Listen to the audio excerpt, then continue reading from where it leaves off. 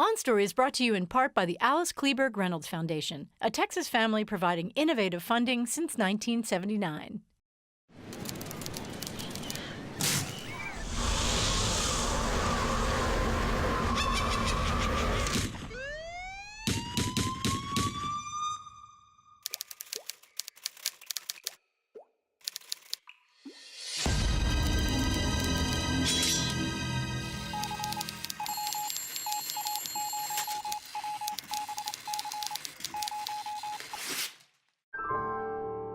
From Austin Film Festival, this is On Story, a look inside the creative process from today's leading writers, creators, and filmmakers. This week's On Story, Ben is back writer and director Peter Hedges. I was teaching at Northwestern University in a summer theater program, and I sat down in the first class, and a student said, "Mr. Hedges, what, if anything, have you written?" The words, "if anything," in my mind really pissed me off. Those two words changed my life, because I said to him, I'm going to write a play tonight, I'm going to rehearse it tomorrow, I'm going to perform it at the faculty recital. That little monologue became the genesis for What's Eating Gilbert Grape.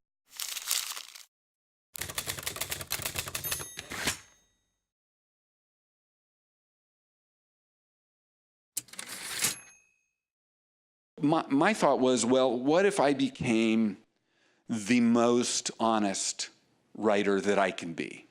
What if I became the fiercest advocate for the most original thoughts and ideas I have? And this came at a midlife-y point where I started to doubt, do I even have anything left? Do I have any stories? Everything I had tried to write recently, I kept having to rewrite, and I'd start over. And I'm really losing my confidence in a way that I hadn't anticipated. I just thought, well, I'll just get better. It was a kind of naive notion. I'm a pretty good writer, and I'll get better and better and better. And that's not what was happening. It seemed I was second-guessing myself.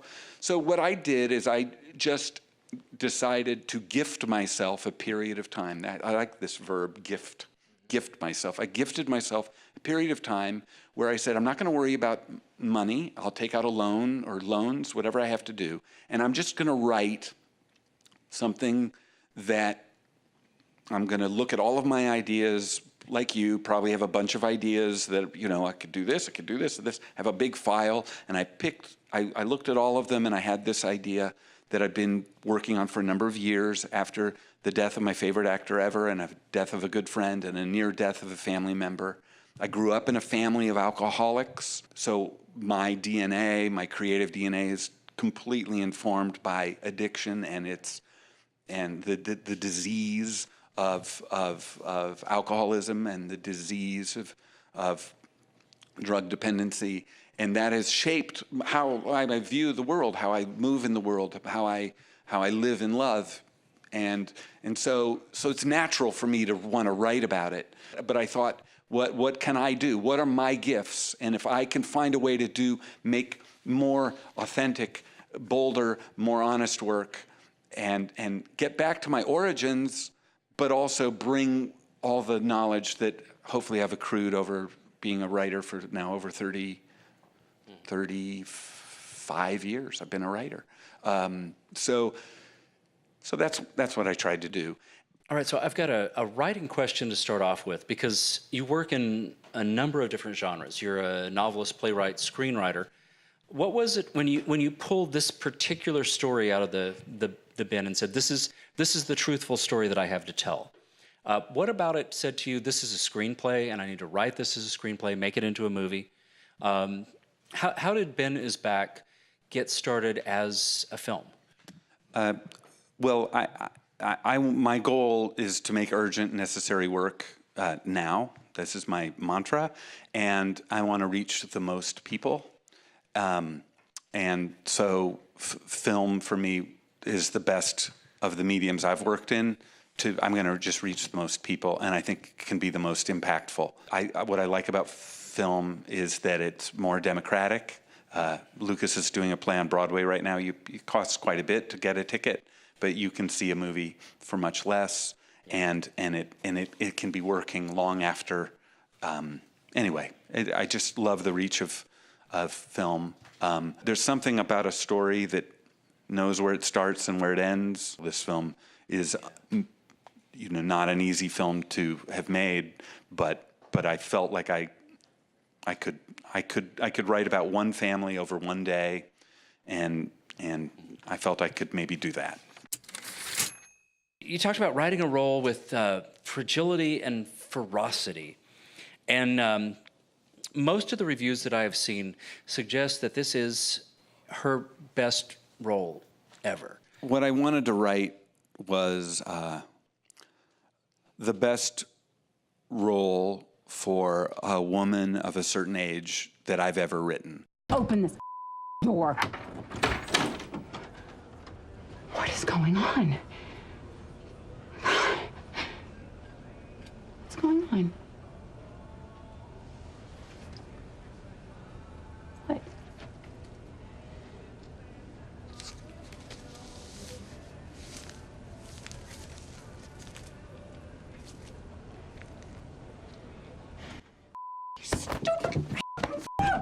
Hey! Where did you get this? I have been with you the whole time. The girl at the meeting. The one that you're helping. She was gonna use, now so I took it from her. Excuse me, I'm gonna have to ask you two to leave. She was gonna use, now she can't. Mom, the last time I didn't help someone, they died. Ma'am. I think there are a number of great actors in the world, but I think there's a ridiculous number of great actresses. There's so many.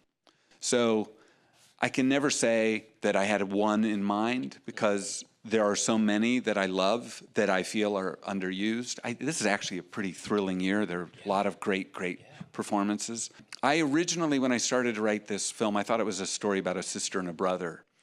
But I knew it was a love story about a hard thing. And I knew that this sister was going to go into the underworld, kind of like Orpheus goes into the underworld to pull his great love back into the world, that's what was going to happen. And when I really started to think about it, I thought, well, what is the great love? I was struck reading the journals of Walt Whitman, which it's my toilet reading. I'm kidding. Little Walt Whitman in the morning. But one of the interesting things is that when he wrote about soldiers dying in the Civil War, no one called out for their father. No one called out for their love. Everyone called out for their mother. And I just knew that this was a mother, this needed to be a mother who was willing to go anywhere and goes everywhere on behalf of her child. I just need a little money. Okay, I will help you, but you have to help me. Where can I find him? He used to run for Clayton. You don't leave Clayton. That's where Ben went. I just snitched. I need more. Tell me everything you know. I can't.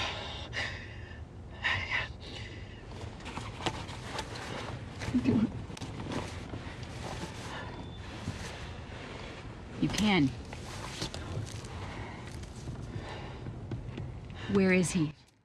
When I understand what a person wants, and I love why they want what they want, I have uncommon strength as a writer. But if I don't understand what they want or respect what they want, we can talk about how they go about it, because I like to write about broken characters, broken people, people who do things wrong are really interesting to me. But I love that their intentions are right. And this is a mother who will do anything to keep her child alive. And Lucas's character is doing everything he can to redeem his broken and bumpy past. If I can understand what people are, where they're trying to get, and make it as hard for them to get there as possible, something will occur in that friction and in that drama that I can't imagine. And so I try to create that in my writing process, and I also try to create it in the filming process, so that we basically have a shooting strategy that allows an actor not enormous freedom in terms of improvisation with the text, but emotional improvisation, in that I'm not looking for a specific tear here or a line reading there. I don't have that auteurish sense of this must be exactly this way. I learned this actually doing Gilbert Grape because I wrote a scene for Johnny Depp that was so good. Oh, it's just so good. And I wanted to let him know how to act the scene, which, because I'm a pretty good actor. I'd written this line where he's supposed to say, "Where's Arnie? Where's Arnie?" when he comes home, and he's supposed to shout it because Arnie can't hear. And of course, Johnny Depp shows up on the set, and I'm behind the monitor, and it's like so clear what the writer wants. I mean, just do what I say, Johnny. And he goes, "Where's Arnie?" I'm like, what's he doing? Didn't he see in the script it's in capital letters? Exclamation points. And of course, now I watch the movie and I go, oh my God, Johnny Depp going like, "Where's Arnie?" I mean, it's horrible. Like, my version's horrible. It's horrible. And I remember once, small digression, we were shooting a movie in Pieces of April, and we shot that movie in 16 days, right? $300,000 with a camera not as good as your iPhone. Crazy. And we had to shoot so many pages in a day, and we go to shoot this scene. There's one scene in the movie in the first week that I actually have an idea of what it's going to look like. I've kind of shot listed it in my head. I know where the cuts are, and I've worked it out. The scene's just is so in my head, and we start to shoot it, and I'm like, okay, the car pulls up, and the camera's here, and the camera whips over here, and I'll never forget Oliver Platt's like, hey, can we take a little break? And I go, yeah. Okay, what is it? He said, can I talk to you for a second? He said, Peter, what are you doing? I said, no, this is gonna be great. Camera's here. And it's like, no, dude, stop. You wrote a good scene. Just shoot the scene. Just really simple. Like, think the most simple way to do the scene. And the people are looking at me. The sun's going down. We have 30 minutes to shoot the scene. I'm like, yeah, okay, new deal. Okay, we're going to go. And we shot it really simple. And I'm sitting at the Academy Awards as Patty Clarkson's date. And what clip do they show at the Oscars? But that little clip. It's a real source of pride for me. Mom, you should probably get out of the car. I'm fine. I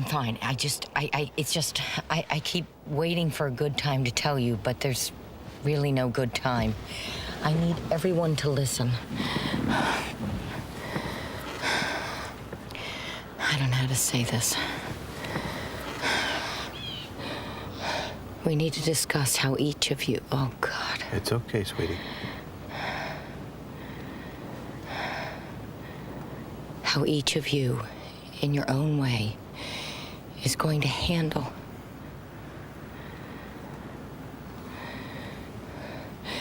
discarding food without letting our hostess know. Oh, please. Joy, really.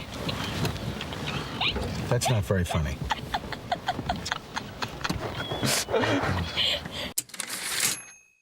Pieces of April is set around a holiday season. This film is set around a holiday season. As a storyteller, what sorts of things do you get around from, what do you get out of making that choice in terms of the setting? Well, I mean, Pieces of April is interesting. I'll confess the idea where that came from, because I think it's interesting. And it all comes back to trying to get a girl to go out with me. But I was riding on the subway, and there was a young actress reading a play, and I was never the guy who could say, hey, can I get your number? But I was having a little bit of success in the off-Broadway theater at the time, and I approached her and I said, excuse me, are you an actress? And she said, what was your first clue? And I said, well, and I was like, yeah, I know, okay. And I thought, how do I get out of this? I said, I just want to say that when you're in something that you would like a playwright or somebody who works in the theater to see, if there's anything you ever want to see, here's my address. And I gave her my address. It's the best I did. And then I got this Christmas card from the person who I'd met on the train, the woman, and she said, it's been a really hard year, and I'm hoping to be in a show, or yeah, I think she even sent me a flyer for a show. She said, but oh boy, we had a really interesting Thanksgiving. We went to cook a turkey, and the oven we borrowed somebody's apartment, and the oven didn't work. And so we had to go around and get other people to let us cook the turkey. And I went, that is a movie. This girl sent me a letter that gave me an idea, and I made notes for this idea. I told my now wife about it, and she said, it's not really a movie, it's a sketch. It'd be a very good sketch. And that deflated me a little, and that also taught me, don't tell people you really love your ideas until you're really sure that you love those ideas, because they can sway you. And I gave up on that idea. A couple of years later, my mother got cancer, true story. I opened up my file after she begged me to keep working because I'd spent months trying to find her the right doctors and do all the things that we all do when someone we love is dying of cancer or battling cancer. And I opened up a file and it said Pieces of April, because I'd heard the Three Dog Night song, which is a great song. And I had these notes, and in the notes it said that she's cooking a turkey and she has to go around on Thanksgiving. Why is she cooking the turkey? And in my notes, because that's a good writer question, why today? Why is this important? Because her mother has cancer. And I called my mom up and I started weeping on the phone. I said, I found this file. And she said, oh, Peter, that's a story you're supposed to tell. So I never set out to set a movie on Thanksgiving, but I had this idea that came that way. So that's the answer to Pieces of April. The reason I set this on Christmas was I needed a reason why, because Ben returns unexpectedly, and they need to send him back to where he was. But I needed more of a reason for Holly to say, can't he just stay one day? And it could have been a birthday, it could have been a retirement party, it could have been, you know, a baptism or something, or a school play, but what it really felt like Christmas felt right. So that's how I got there. By the way, it was your best thing ever. I think so too. You were great. Yeah, they're completely right. You were amazing. Yeah, you were Really amazing. Yes. And you, little buddy, You think so? For a second there, I literally thought that you were a sheep. and you didn't even have to pretend because you're an angel. I did. I said, Cole. Play that part. All right, kiddos. Jammies and teeth brush right now, please. All right, come on, no. What happened? Oh, my God. Okay, kids. I wanted to make this movie. I didn't think Lucas was going to be in it. First of all, he was never going to be in a film of mine. He was very clear after the disastrous one day he shot on Dan in Real Life as an 8-year-old when I made him do the same one line 8 or 10 times, tears rolling down his face saying, Dad, please, please stop. This has to stop. And so he was clear he was never going to work with me. But when Julia responded to the script and I went to California and met with her, I came with a list of actors that I thought she would be thrilled to work with. And I never even got to show the list. It was most of the exciting young actors, except for Timothy, because he just shot Beautiful Boy, and Lucas, because he was never going to be in a film of mine. And these actors, their agents or them, had either reached out and said they were interested in this film or being a part of this project. And I had this list, but she never let me show the list because she said, Lucas should do this film. And I said, well, he doesn't want to do a movie with me. And she started a quiet campaign. Once she committed, she sent me pictures of Julia. One of her wonderful kids has red hair, and she'd send pictures and say, this is how kids with red hair do with me. And he had not even been available. He was going to be he's doing a play on Broadway now. He was going to be doing a different play at that point. And that play fell through. So when it fell through, he then read the script, and because of her interest and his excitement to work with her, and he liked the script, but he also thought the script was important. This summer, she found me upside down on the stairs with a needle in my arm. And with my dog trying to keep me awake. So the doctor said that if it weren't for my dog, I would be dead, and my mom. Without her, I wouldn't be here right now in this room. The things that I've done to myself and others. So why am I still here? There's got to be a reason. Lucas plays the addict in the film, and it's a horrific and really challenging role. What was it like to direct him in this role where he is wrestling with his very worst impulses and wanting to be his best self? It was a joy. It was heaven. It was a dream come true, even though I didn't know I was dreaming it. It was a dream I didn't know I had until I was living it. I wouldn't say that any of that would hold for his response. You'll have to ask him. For me, what was so thrilling was to, you know, I haven't had much impact on his acting at all. He really was in a 7th grade play, and a casting director saw him. He was just very real and astonishing in this play. He just wasn't acting. And that's how he got in Moonrise Kingdom, and from then it kept going. But the one thing I've tried to do is say to him, you know, it's because I've had periods where I've tried so hard to attain and tried to maintain, and it's always brought misery for me. Mm-hmm. But when I've been able to live in a mindset that is a growth-oriented mindset, when I've been able to constantly be seeing myself as a student and curious, and working with him was thrilling because I saw him work that way. I wonder if you could talk a little bit about that sort of development of backstory and brokenness, and maybe a little bit about what was interesting about writing these characters in Ben is Back. I think it's a great question, and it was funny, you were talking, and I thought, oh, I don't know if I have an answer, except that one thing that I do when I don't know what to do is I look at what are those handful of films that I keep going back to? Why do I go back to them? You know how on a single cut, there's a cut in Tender Mercies that changed my life. There's a scene where Robert Duvall, and this will get to the point, I hope, where Robert Duvall's character is